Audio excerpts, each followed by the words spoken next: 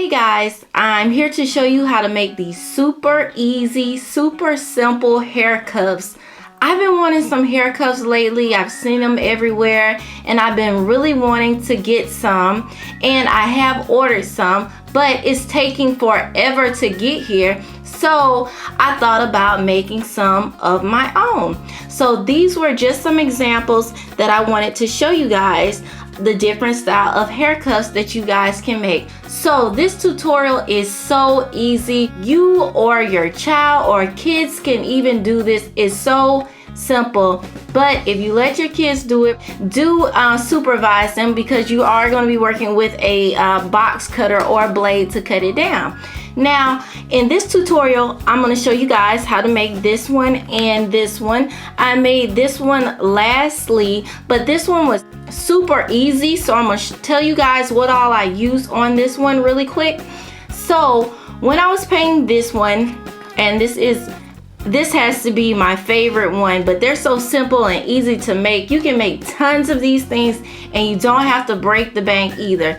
With the silver acrylic paint, and this is actually painter's paint that I use. You do have a lot more shine with acrylic, with a real acrylic painter's paint. I got this from Michael's. I purchased some stackable glitters a while back and I've been wanting to use these on something, so I thought this would be great for that. Silver and white here.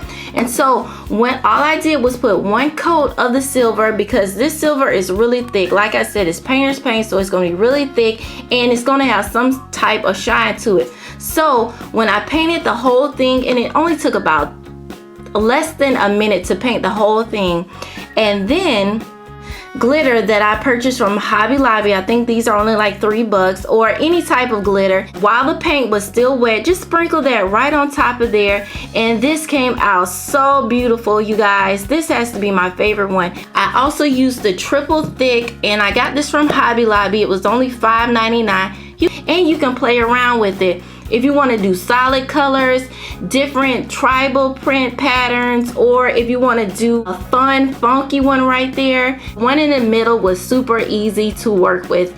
And I hope you guys like this tutorial. Please like, comment, and subscribe, and let me know which ones are your favorite.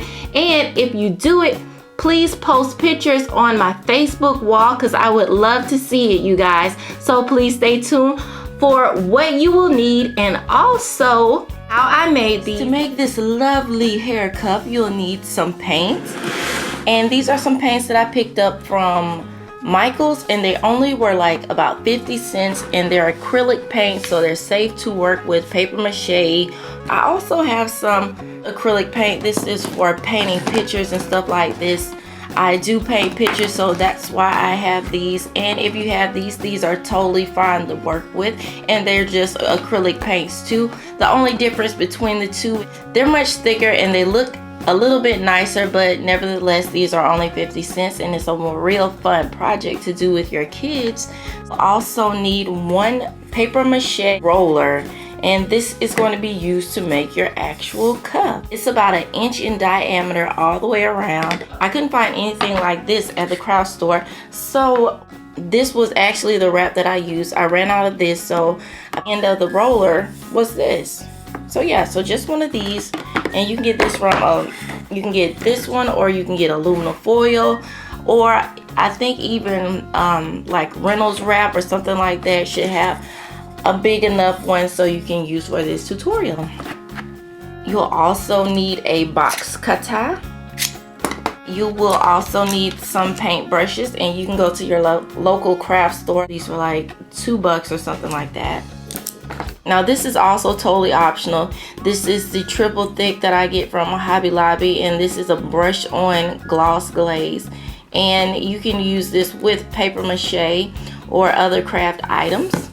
Or you can use these spray varnish, and I got this from Hobby Lobby as well. And I also have a craft mat, in case you guys were wondering what this is. It's a craft mat that you can pick up pretty much from Hobby Lobby, Michael's, Joann's, or even Walmart carry these. And the reason why I have it, because I do a lot of crafts here, so I always need a craft mat.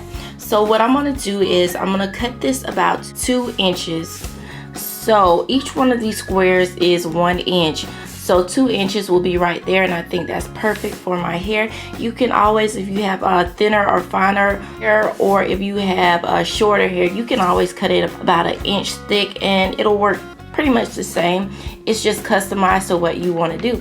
So let's go ahead and get started.